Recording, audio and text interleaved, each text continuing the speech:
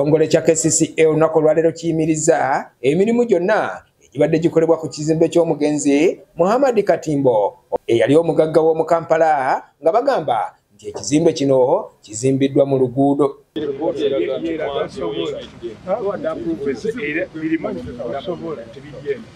Oluguudo luno lusangibwa mu Mbiro zooni mu Kisenyi Mengo era nga luva wansi mu Kisenyi ne lwambuka okutuuka ku luguudo oludda ku luguudo olumanyiddwa nga Lubaga Road. Emirimu okuyimirizibwa kidiridde abakulembeze b'ekyalo okwekubira enduulu eri ekitongole kya KCCA ekigambibwa nti kyekyawa abazimba pulaani kubazimbira nga bagiwakanya nga bagamba nti yali nkyamu kubanga yayingira mu luguudo. Twafuna obuzibu obw'aba landlords abali wano abazimba mu kkubo eno access road, naye kakati baleeta basabeya ne bapima ne tulaba oluguudo we luyita, naye ate ono mwami ekizimbe ky'omugenzi Katimbo bakizimba bakiza mu luguudo ng'oluguudo baluponiya.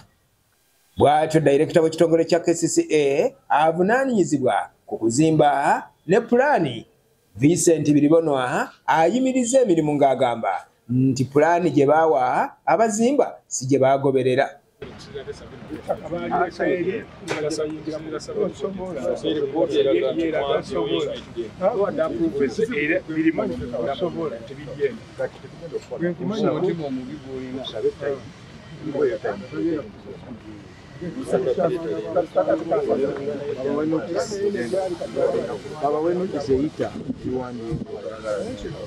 Kyokka abatuuze abamu bagamba nti okuyimiriza emirimu gy'ekizimbe kino tekimala kubanga waliwo ensonga endala ezibadde ziteekeddwa okusooka okugonjoolwa.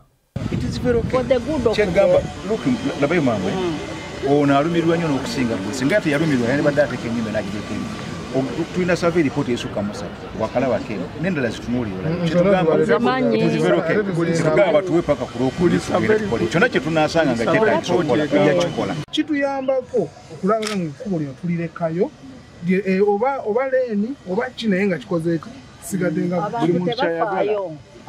Naye tuli bennyamivu ng'abakulembeze okubeera nti omuntu bw'akompuleyininga olwo physical planning esituka ekibuga kyonna kumpi abantu bazimbye mu makubo. Lwaki baleka eri yonna yonna ne bajja ne batankuula wano ebbali w'Ekisenyi basooke bajja okiyosiika eziri mu paaka empya eziri ku mbalaza w'abantu we bayita mu paaka empya. Kibalizi John, Chris Semani Musemakula, Beg Television.